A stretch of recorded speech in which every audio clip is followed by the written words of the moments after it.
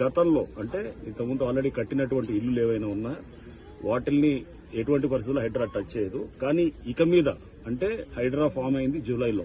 ఆ తర్వాత గనక ఏమైనా స్ట్రక్చర్స్ వస్తుంటే గనక వాటిల్ని ఖచ్చితంగా డిమాలిష్ చేయడం జరుగుతుంది. చెరువు ఎఫ్టీఎల్లోకి వచ్చి కడుతున్నటువంటివి కానీ ఇప్పుడు ఏదైతే గనక ఆల్రెడీ పర్మిషన్ లేకుండా ఉన్న వాటి గతంలో పర్మిషన్ తీసుకుని ఏమన్నా పాత డేట్స్ తోటి కడుతుంటే గనక ఓకే, దట్ ఈస్ యాక్సెప్టెడ్. కానీ బట్ ఇప్పుడు పర్మిషన్ లేకుండా వచ్చేటువంటి ఇక్కడ పర్మిషన్స్ కూడా ఇక మీద అంటే హైడ్రా ఫార్మేషన్ తర్వాత వచ్చే పర్మిషన్స్ కూడా అది వస్తే కూడా దాని మీద కూడా మేము చెక్ చేస్తాం. అటువంటి పర్మిషన్స్ కూడా న్యాచురల్ గా ప్రభుత్వం కూడా స్పష్టం చేసింది. పాత పర్మిషన్స్ ఉన్న వాటిని ఆనర్ చేస్తాం, కానీ కొత్తగా పర్మిషన్స్ ఎక్కడ కూడా అది యాక్సెప్ట్ చేయమని చెప్పేసి.